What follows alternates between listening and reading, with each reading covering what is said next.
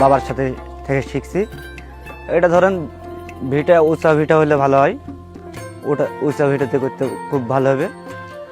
আর লেওল জায়গাতে হলে পানি উঠলে ওটা মরে যাবে।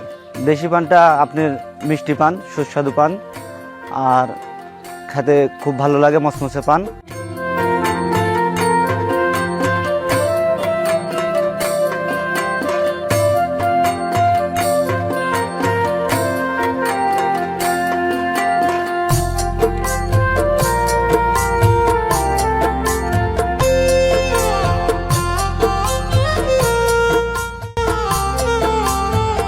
যখন খরা বেশি হয়, হয়তো দেখা যায় যে 3 দিন 4 দিন কি 1 সপ্তাহ পর পর মোটর দিয়ে সেচ দিতে হচ্ছিল।